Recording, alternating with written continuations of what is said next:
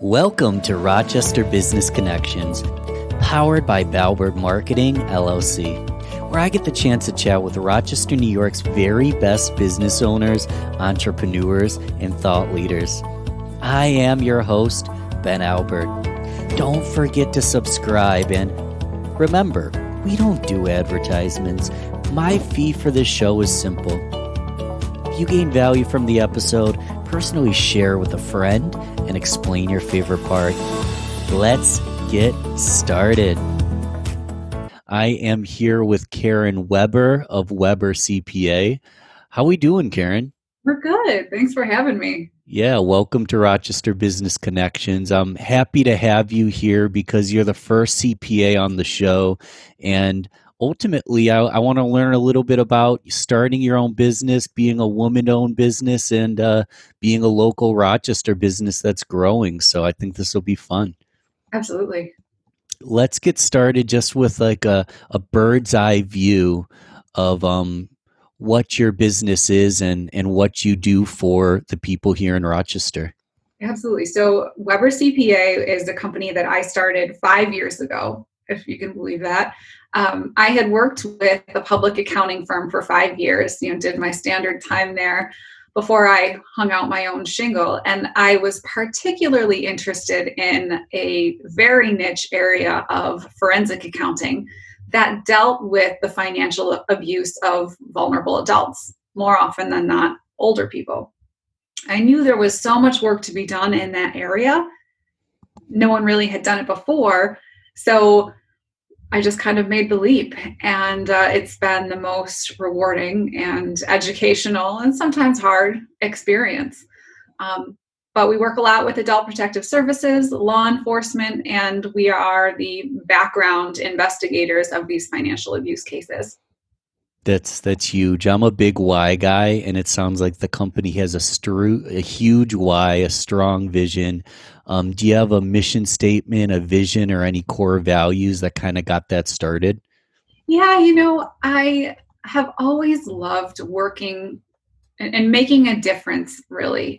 And in forensic accounting, in this particular niche, you're really making a difference for an individual.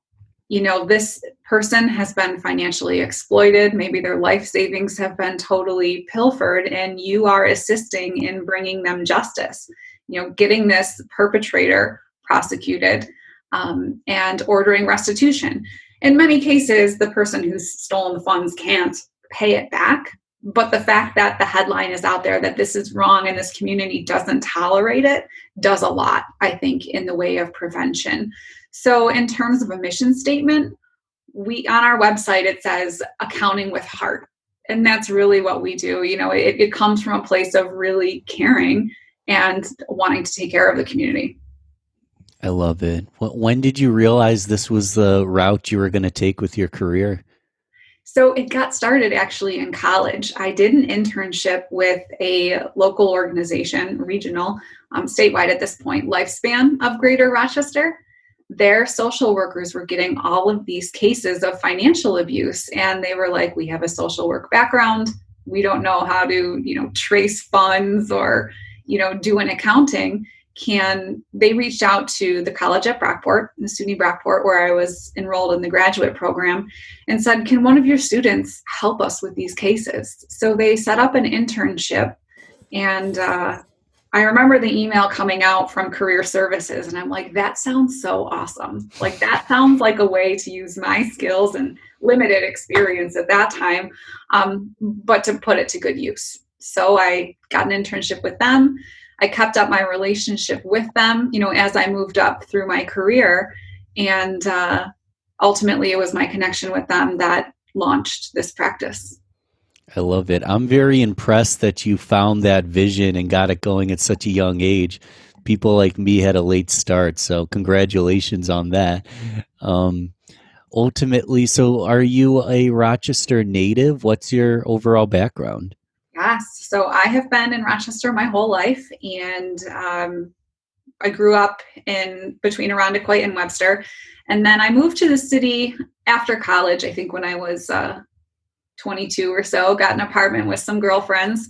And then I got married. So my husband and I live downtown in the Park Ave neighborhood, and we love it. We feel like we will always be here. I love it. Your husband's a business owner as well, too, right? I think you told me that. He is. And actually, he was a huge inspiration to me. He started his own practice 2 years before I went out on my own. And the act of him doing that kind of charted the path for me. I knew what pitfalls to avoid. I knew all the things that I needed to do in terms of setting up an entity and getting insurance. And he's just really been a model and inspiration for me in that way. I love it. I love it. And you guys are here in Rochester, Rochester businesses. What do you love about Rochester? If I, saw you out and about on a Saturday afternoon, what would you be doing for fun? Oh my gosh, the food. Rochester's food scene has just come so far in the last decade. Our favorite thing to do, and this was obviously pre-COVID, was we would spend a Saturday afternoon just hopping around on Park Avenue, just walking around, stopping into, Hogan's Hideaway for a drink and Rome Cafe for a drink and a nap. And one of our favorite places is Rue to eat dinner. Like if we could end there, that was a good day. We're also members of the Genesee Valley Club, which is right at East and Alexander. Mm-hmm. So that's pretty much where you'll find us most weekends now. It's a lot of fun. Yeah. You love Rochester. Is there anything that you'd change about it? Oh my gosh. Yeah. I was hanging out with some friends last night, and one of them said that Rochester does a lot of reflecting on their past, kind of living in their past and talking about Kodaks and Xerox and Bausch and Lomb. And, we don't spend enough time talking about our future and all the amazing things that are happening, like the redevelopment of our downtown buildings, the rise of tech companies and, all the incubators that exist around here. I think if I could change one thing, it would be our outlook for the future, because it's so bright. I love it. I love it. The positive attitude and the truth. Yeah. Rochester is growing. You walk downtown, we're always building. We're always building. And we're surrounded by great schools, colleges, universities. How can you not? Incredible. Incredible. Yeah, so you are a business owner. So ultimately there's a lot of, peaks and valleys. It's not always easy. Have you had any, challenges with COVID or challenges in the past year that you've had to deal with? So COVID for most businesses was huge. We weren't 100% spared, but I think that we were lucky. The way that I set up my business was always very technology forward. I wanted the freedom to be able to work from anywhere. So all of the programs, down to the software that we use for our cases, are all cloud-based. So when it came time to leave the office and go work remotely, we were in a position to do that.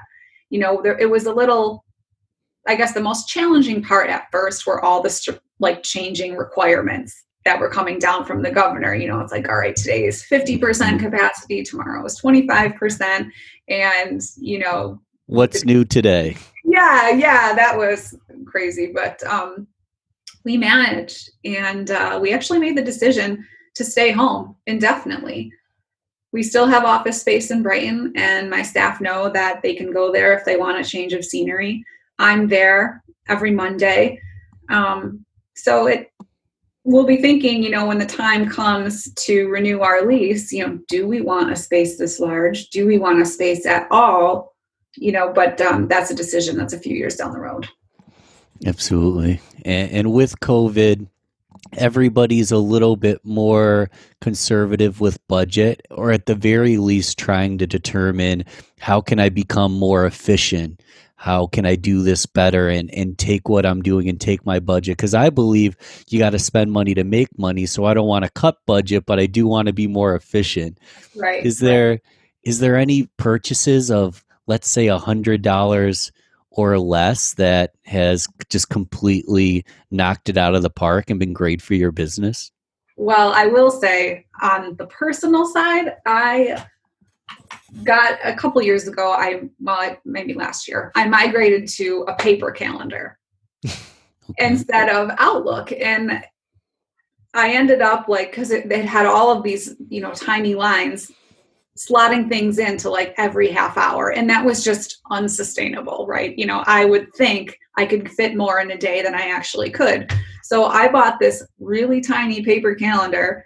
The spaces for what you can do in a day is about this big. And that's made me be more realistic about what I can accomplish. So it's not like I get to the end of the day and feel like, well, I only crossed 5 of my 10 items off. Now I'm only assigning myself 5 things. And that's been hugely helpful just for mental health. Absolutely. I think that's brilliant. One thing I'll do is I'll write down 5 items for the day and I'll make sure I accomplish those 5. Granted, there's about 25 that I need to accomplish, but almost simplifying it makes you far more efficient. Looking at the other side of budget, if I were to just hand you $10,000 in funding, is there any big dreams for your company and next moves that you jump on with that money? Yeah, so I got started 5 years ago and bought a bunch of computers and equipment back then. When they got to the 3 year mark, we're turning them over with an extra $10,000 instead of a PC. I would probably move everybody to Mac. I and one of my key employees just moved to Mac this year, and it's amazing. So that's what I would do with it. I've been a Mac user for 10 years, so I'm very biased, but I'm with you there. I'm with you there. Well, great. I mean, you've already taught me a lot. You've learned a lot throughout your journey. You seem to get your start a little earlier and have a vision a little earlier than some people. But a lot of young adults are lost. They're only going to school because they were asked to. Or I was talking to Nate Hasto today, and what he told me was ultimately you go to school just to see what you don't like. I'm wondering, if you had advice for yourself when you were a teenager, a young adult, or just any young adult, what would you tell them to kind of, you know, make that vision a little more clear? Oh my gosh, I love that question. I remember when I was back to college, I was sitting in an entrepreneurship class, and the teacher's talking and or the professor, and I'm like, how how do you invent something? I feel like everything's already been invented. How could you be so creative? And really, the opportunity that I had kind of fell into my lap, but the world is constantly changing. And as you're growing and as your career is progressing, you're going to see opportunities to fill gaps in needs. And if you go and you fill that gap, you're an entrepreneur, and make a business out of it. So, I guess don't be so down, and think that there's no opportunity for you out there, because there is. Just, get your degree, get a job, and it will come. I love it. Good advice. And if you were to sit down, I love these questions. If you were to sit down and just pick the brain and gain advice from any, 2 or 3, as many as you'd like, entrepreneurs, business owners, celebrities, people that you look up to, who, past or present, who would you want to sit down and maybe have a glass of wine or dinner with? Oh my gosh. Well, definitely, with the election right now and the political landscape, I love the relationship between Ruth Bader Ginsburg and Antonin Scalia. I would love to sit down with the two of them and be like, how did you guys do it? How do you cross the aisle? And, you know, what what did that mean to the court? So that's on the serious side. I wish, I could talk to the two of them. But as for living individuals, I would love to sit down and have dinner with Cher. Mm, I'm a huge Cher fan, so those would be my three. sounds like so much fun. Yeah, it does. We already learned so much, but we're going to speed it up even more. Are you ready for the rapid fire round where just Sure. ask you quick, short answer questions where the listeners can just learn a little bit more about Karen? Sure, let's do it. Awesome. Awesome. Coffee or tea? Coffee. Beer. I'm going to actually throw water in. Beer, water, or wine? Ooh, wine. Wine. Yeah. Cats or dogs? Dogs. Morning person or a night owl? Morning. Are you iOS or Android? iOS. Hardcover book or have you moved to ebooks? Hardcover. Hardcover. Let's go with favorite season. Ooh, summer. Summer. And to close it out, it's summertime. What's your favorite ice cream flavor? I'm pretty simple. Vanilla with rainbow sprinkles. Simple, yeah. It gets the job done. Absolutely.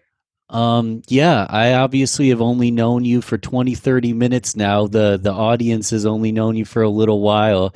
Is there anything that I should have asked you or I would have asked you if I had known your business a little bit better? Well, yeah, good question. I think back to the real work that I do, I would have you ask, what should someone do if they think that they or someone that they love is being financially abused? And my answer to that would be to call law enforcement and make a report. And you can also call this agency called Adult Protective Services. We're all familiar with Child Protective, but that same type of agency exists for people 18 and older, and they are charged with intervening when someone in the community is in danger. Thanks for the tip. And how do people get in touch with you? Social media, LinkedIn, email, your website. What's the best follow-up steps for everybody at home? I would definitely check out my website, webbercpa.com. And my preferred method of communication is email. Happy to set up a time to talk over email. My email address is kwebber@webbercpa.com. Thank you for coming on the show, Karen. I had fun. Yeah, I did too. Thanks for having me. Thanks. Thanks for listening to Rochester Business Connections. Don't forget to share this, rate, and comment on your favorite platform. You can also email me, ben@balbertmarketing.com. Let's connect soon. Until then, keep thriving, everyone.